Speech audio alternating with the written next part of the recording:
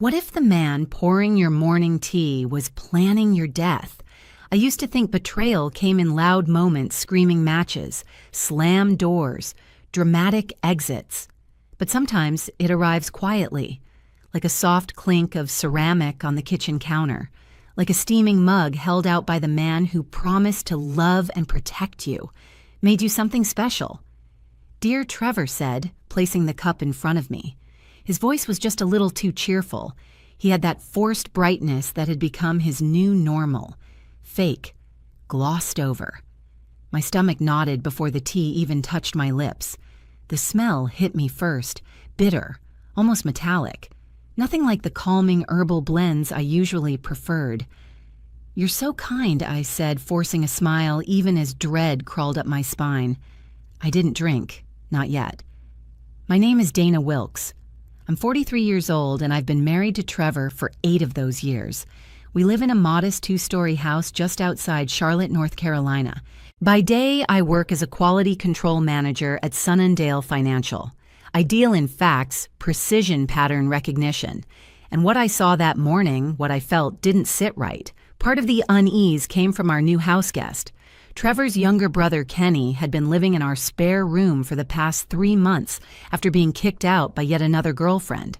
He wandered into the kitchen that morning, shirtless, wearing basketball shorts, and that same smug grin he always wore when he was about to say something awful. "Morning, Dana," he said, yawning exaggeratedly as he grabbed a mug.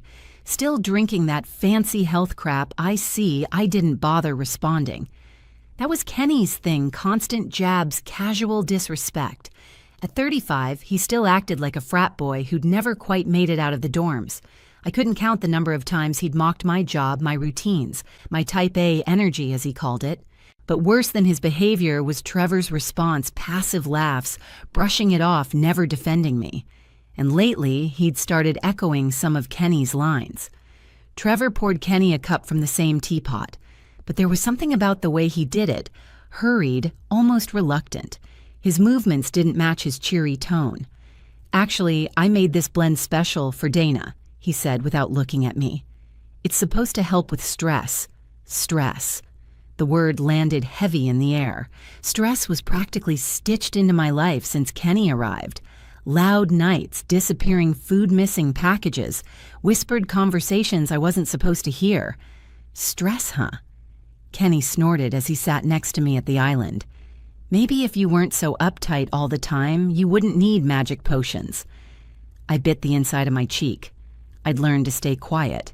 Speaking up only gave them fuel.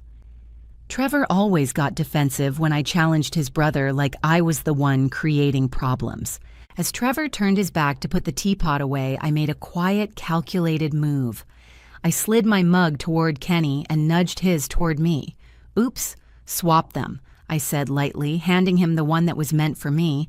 He didn't blink, just took a long sip like it was soda. "Tastes weird," he muttered, but he kept drinking. Trevor turned around and froze. His eyes locked on Kenny, then flicked to me, then back again. His shoulders stiffened, jaw clenched, panic flashing beneath the surface of his face like a man who just watched his entire plan start to unravel. I took a sip from the swapped mug, just plain black tea. Nothing herbal, nothing strange. Trevor kept glancing at us, back and forth, over and over. I could almost hear the gears grinding in his head. His plan wasn't unfolding the way he'd hoped. The truth, our marriage hadn't always felt like this. We'd met at a corporate mixer 5 years ago. He was still working at Driftline Construction back then, and I actually admired him. He said he respected my ambition, loved how I could spot a mistake in a spreadsheet from 20 feet away. "You're the smartest person I've ever met," he told me once. "I don't know how your brain does what it does, but all that changed about a year ago when he lost his job. Downsizing, they said." After that, Trevor seemed to shrink into himself.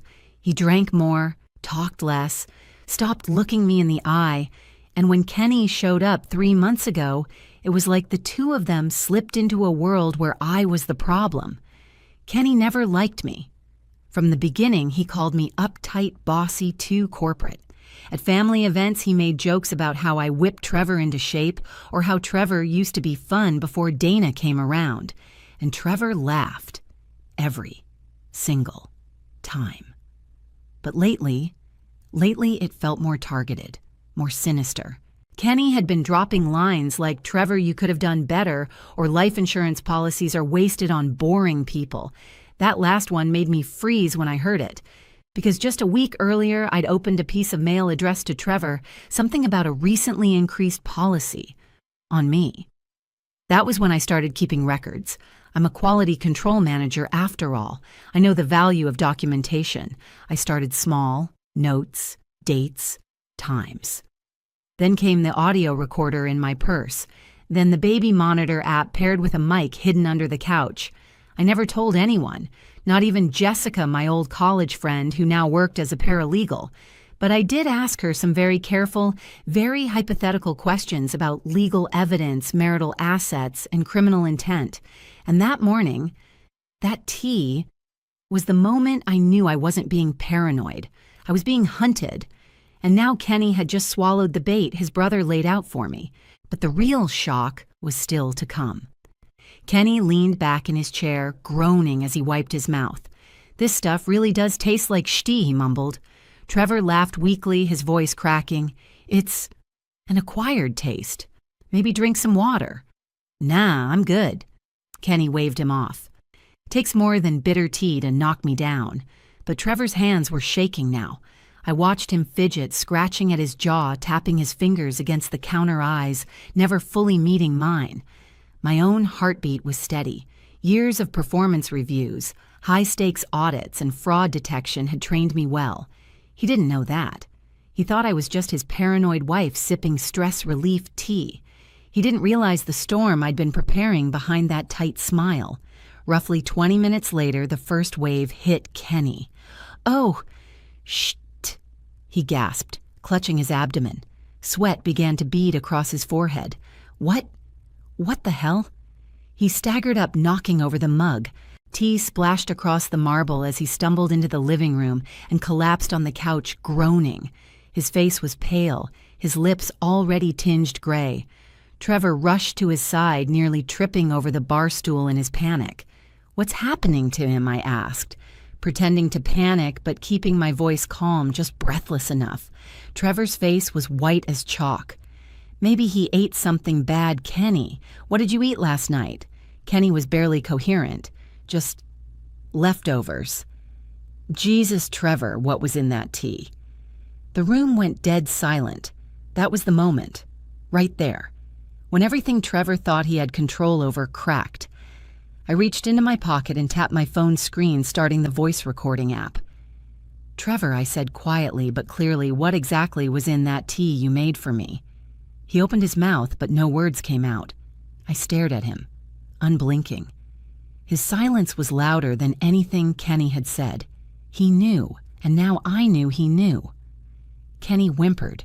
"Call an ambulance." "Already on it." I dialed 911. "Yes, my brother-in-law's having a medical emergency. He's experiencing intense abdominal pain, nausea, sweating, and trouble breathing. He recently consumed a homemade tea." I made sure the dispatcher heard every keyword. I made sure my phone's microphone picked it all up. As Trevor hovered over his brother, I walked to the kitchen. I opened the drawer, pulled out a clean Ziploc bag, and preserved the mug Kenny had been drinking from. I also grabbed the teapot and sealed it tight. Evidence. Controlled. Isolated. Tagged in my head just like I'd been trained to do at Sunnendale. "Dana, what are you doing?" Trevor asked, breathless. I didn't even flinch, making sure the doctors know exactly what Kenny consumed. They'll want to test everything. The ambulance pulled up 5 minutes later, sirens low but urgent. Behind it, a black and white police cruiser. The responding officer, Martinez, explained it was standard protocol in potential poisoning cases. Trevor swallowed hard when the paramedics started asking him about ingredients.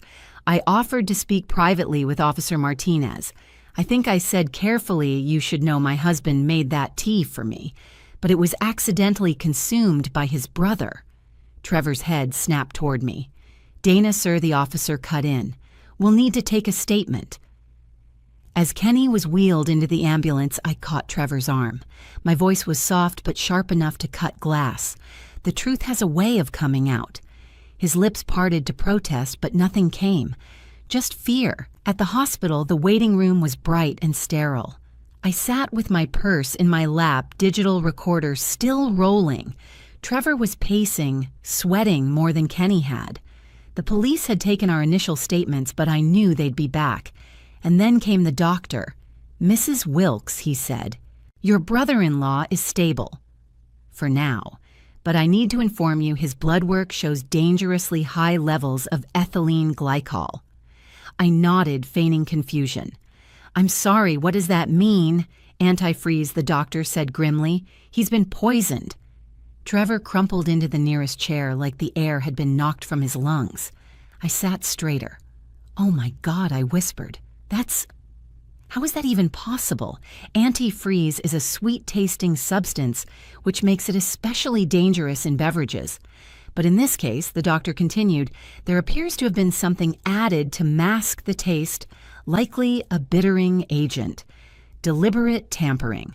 We've already notified law enforcement. Trevor was gray now, sweating through his shirt, silent.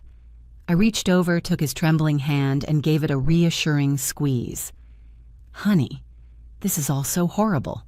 He didn't know the worst was still coming, because I had more, much more. And the truth I'd uncovered wasn't just shocking, it was calculated. But the real betrayal hadn't even been exposed yet. The thing about manipulators is that they never think you're paying attention until it's too late. While Trevor sat in the hospital's sterile waiting room pretending to be a worried brother, I was already 4 steps ahead. I wasn't just Dana, the anxious wife, anymore. I was Dana, the quiet witness, the collector of receipts, and now the woman holding all the cards. Detective Sarah Cross arrived less than an hour later.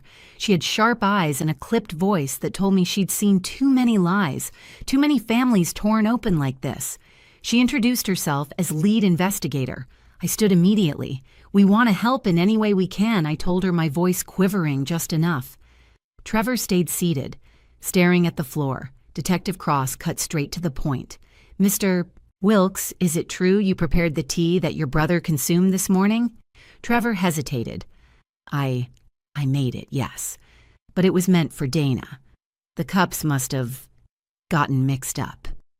I turned to look at him slowly, my face neutral. The detective raised an eyebrow. "So you're saying the poison was intended for your wife?" Trevor's eyes widened as he realized his blunder. "No, I didn't know it was poisoned. Maybe someone broke in. Or it was contaminated." His voice cracked. His lie was unraveling fast. Detective Cross turned to me. "Mrs. Wilkes, did you notice anything strange about the tea?" I nodded thoughtfully. It smelled metallic, bitter. That's why I hesitated to drink it, and why I swapped it with Kenny's by mistake. The search of our house began immediately. It yielded exactly what I expected, a half-used bottle of antifreeze in Trevor's workshop, his fingerprints on the cap, and his laptop search history littered with disturbing queries. How to disguise poison taste, ethylene glycol symptoms, and natural-looking accidents. But they hadn't found the most important pieces yet, because I'd hidden them. That night at the station, I sat across from Detective Cross in a small, windowless room. The digital recorder in my purse was replaced with a quiet resolve. "I need to be honest with you," I began, voice trembling.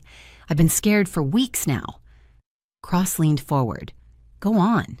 My husband hasn't been the same since he lost his job, and his brother Kenny has been making awful comments about how I'm controlling how Trevor can't live his best life because of me.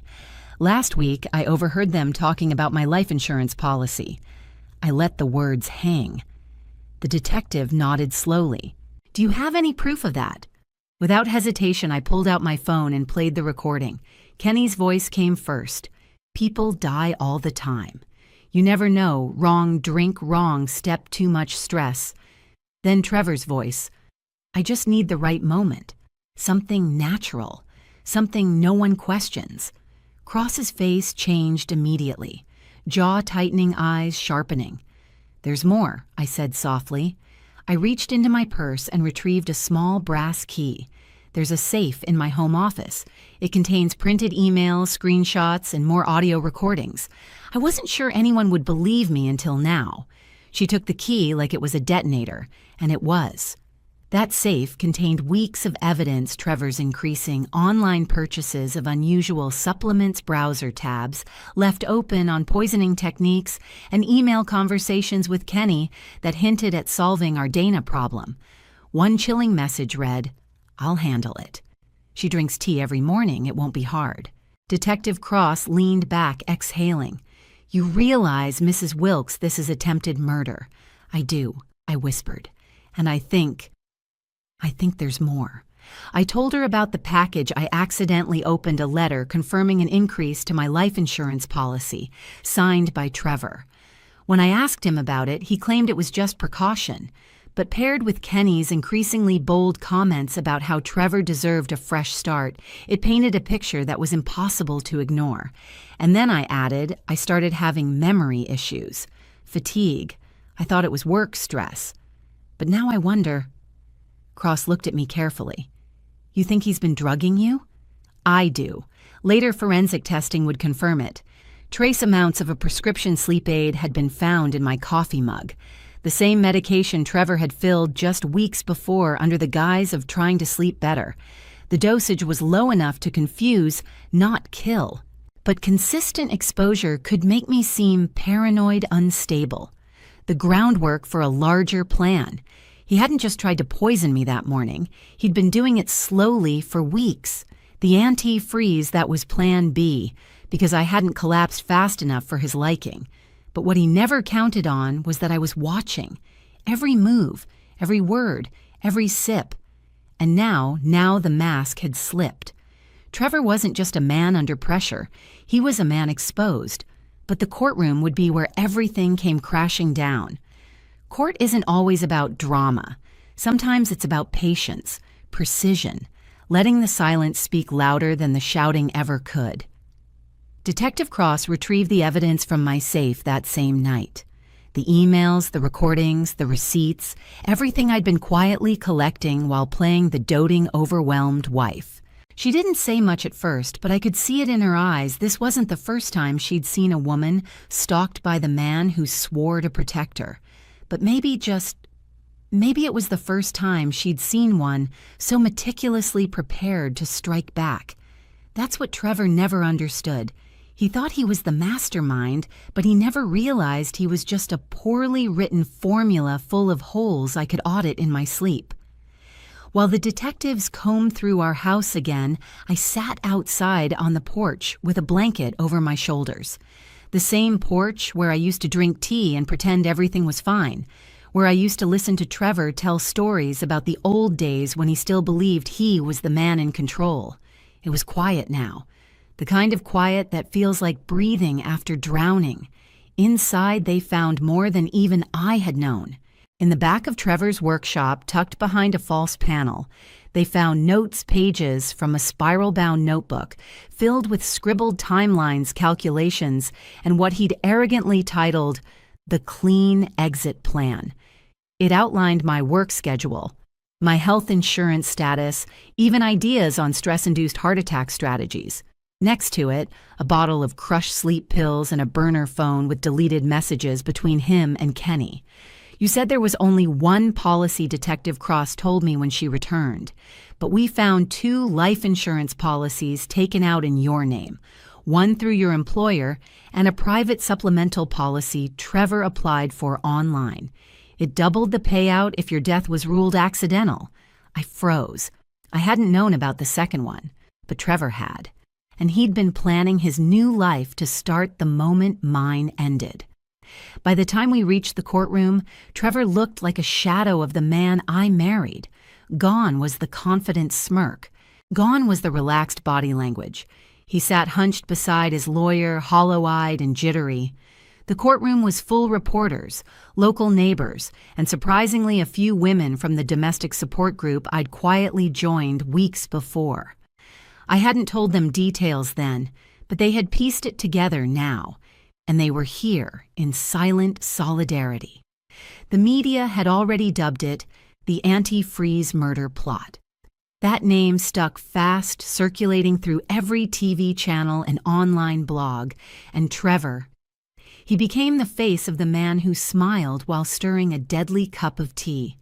In the witness box, I told the truth, not with drama, not with tears, just with details, dates, times, quotes. You see, Trevor always mocked me for caring too much about details, for highlighting inconsistencies in our bills, for remembering what someone said 3 weeks ago, for being, as he called it, a buzzkill of a human spreadsheet. But those details, they were the reason I was still alive. I explained how I used a baby monitor app to record late-night conversations, how I stored printouts and recordings in a locked safe, how I kept a backup of everything in Jessica's office just in case. You planned this, Trevor's lawyer accused. You manipulated this situation to frame him. No, I said, my voice calm. I planned to survive it. The prosecution unveiled everything methodically: the digital searches, the burner phone, the anti-freeze bottle with Trevor's prints, the forged signature on the second policy. But it was the audio recordings that silenced the room. When Kenny's voice played joking about accidents, followed by Trevor's response, "We just need the right moment," there was an audible shift. The air thickened. Even Trevor's lawyer couldn't hide the slump in his shoulders. When I testified about how I switched the cups that morning, some people gasped. But I didn't do it for drama. I did it because I needed proof. I needed them to drink the plan they'd brewed for me. And when Kenny took the stand, recovering but frail, he told them everything. That he had pressured Trevor to do something about me. That Trevor was the one who ordered the antifreeze and did all the research. That he went along with it because he was desperate, broke and tired of sleeping in our guest room. I didn't think he'd actually do it, Kenny said, his voice trembling, but he kept saying she controlled everything. That he needed out. That once she was gone, he'd have the freedom and the money. In that moment, I didn't feel vindicated. I felt sick, because this was my husband, a man I once trusted with my life, a man who had cooked me breakfast, kissed my forehead, laughed with me on vacations, and he'd spent months plotting my death like a project timeline. The judge didn't speak for a long while after the closing arguments, and then, with finality, he delivered the sentence 25 years for attempted murder. 5 years for Kenny as an accessory, and just like that, it was over. But my revenge, that was just beginning. The courtroom fell silent as the judge's gavel echoed against the walls. Trevor didn't even flinch. He just stared straight ahead like a man whose entire future had slipped through his fingers in real time. His face was gaunt, eyes sunken, lips pale. Whatever fantasy he'd built of escaping with a payout and a clean slate had evaporated under the harsh fluorescence of reality. And me, I just sat still, composed in a navy blouse and blazer, my posture straight, my gaze steady. The same calm I used to audit ledgers and catch errors no one else noticed was now guiding me through the final act of a life he tried to end. I watched as the bailiff cuffed Trevor gently, guiding him out of the courtroom like a broken puppet. Kenny sat further back, head hung low, surrounded by family members who refused to meet my eyes. He'd taken a deal 5 years in exchange for full cooperation. It wasn't enough for what he did, but it was enough to bury Trevor. The media camped outside the courthouse, microphones and lenses thrust forward the moment I stepped onto the sidewalk. "Ms. Wilkes, how did you know?" one reporter shouted. "Did you ever suspect your husband?" I paused, the cool autumn wind brushing across my face. I didn't suspect, I said. I knew, because I paid attention. That soundbite made the evening news. They called me the tea widow who refused to die. They spun headlines around anti-freeze betrayal and the wife who flipped the script. And as strange as it felt to be the center of such public attention, I didn't shy away. Because the more people who heard my story, the more women might stop second-guessing their gut instincts. Trevor's defense attorney had tried to paint me as controlling, overbearing, a wife who emasculated her husband until he snapped. But the jury didn't buy it. because I had the recordings, the search histories, the receipts, and I had the calm, undeniable poise of someone who had lived every day under a ticking clock and still come out alive. What shook Trevor most wasn't the sentence. It wasn't the media storm, the public disgrace, or even losing his family who cut ties the moment the evidence became public. What destroyed him was realizing how long I'd known, how I'd let him build the fantasy that he was in control, how I'd let him believe he was clever enough to get away with it. During my testimony, I looked him dead in the eyes and said, "My husband always underestimated me. He thought I was just a meticulous, controlling wife. But it's those very traits he mocked my attention to detail my intuition, my so-called rigidity, that saved my life and exposed his crimes." The look on his face when I said those words, it was the exact moment his ego broke. Trevor had always relied on charm, on people not looking too close, on brushing off his mistakes with half smiles and half truths. But in that courtroom, charm couldn't save him. Evidence could, and I had plenty. The prosecution laid out every piece: the 2 life insurance policies, the emails to Kenny, the bottle of antifreeze with his prints, the internet searches on how to mimic accidental poisoning, the recordings of conversations in which he and Kenny openly discussed opportunities for accidents. But the most damning moment came when the prosecution played the audio clip where Trevor said, "If she slips up, it's on her. I'm just helping fate along." That one sentence sealed his fate. It was premeditated. It was malicious, and it was caught on tape. Back home, I stood in the now empty kitchen, the same one where he'd poured poison with a fake smile and let the silence sink in.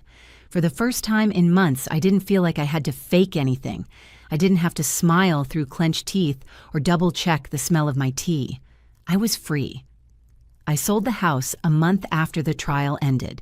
Too many memories clung to the walls, dark ones. I bought a small cottage outside Charlotte surrounded by quiet woods and garden space. My new place had no ghosts, just soil sun and the occasional deer in the backyard. I planted herbs, real herbs, lavender, lemon balm, chamomile. I brewed my own tea now. No more surprise blends from people with hidden agendas. Back at Sunnindale, I returned to work with quiet dignity. My boss welcomed me with flowers and a discreet offer of promotion to senior quality control manager. I accepted, because what nearly killed me was also what saved me. My ability to spot inconsistencies, my habit of tracking patterns, my unwillingness to ignore my instincts just because someone called me difficult. Those qualities, the ones Trevor mocked and Kenny hated, they made me unkillable. And I wasn't just going to survive this, I was going to help others survive it too. But my story wasn't just about justice. It was about power, the kind you reclaim when everyone thinks you're weak. 6 months later, I stood on the courthouse steps again, this time not as a victim, not even as a witness, just as myself, Dana Wilkes, survivor, strategist, and the woman who lived to tell the story no one thought would ever be heard. Justice had been served, but the real revenge that came slowly, quietly, like healing after a deep cut, the kind no one else can see, but you feel every time you breathe. Trevor was now serving a 25-year sentence. Kenny had taken a 5-year deal, and according to local news, had been transferred to a state facility just outside Asheville. Neither had reached out.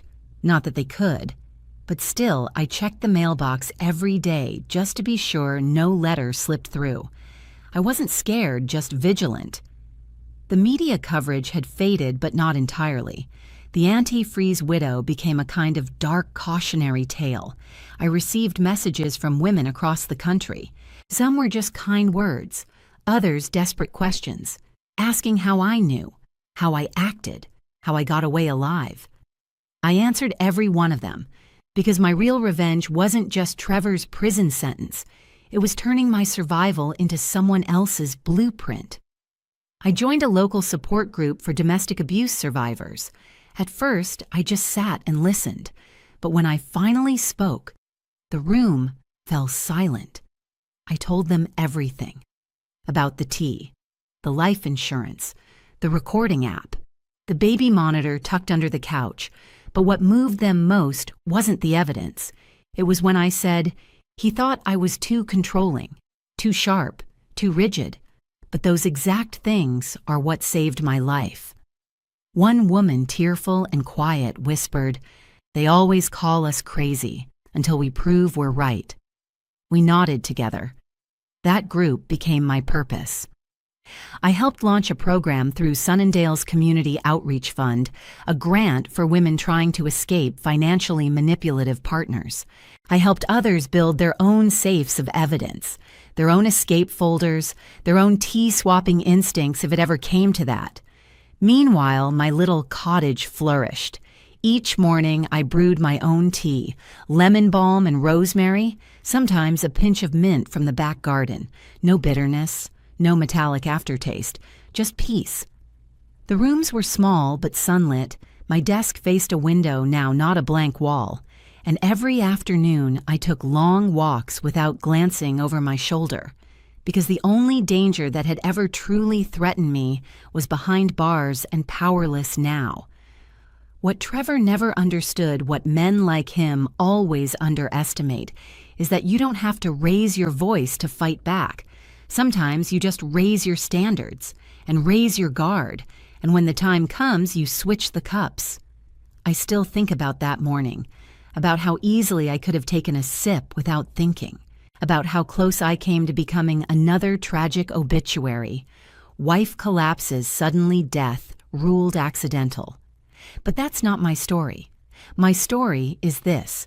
A woman saw the cracks in the life she built and didn't ignore them. A woman watched her husband shift from loving to lethal and documented every red flag until they formed a wall of truth.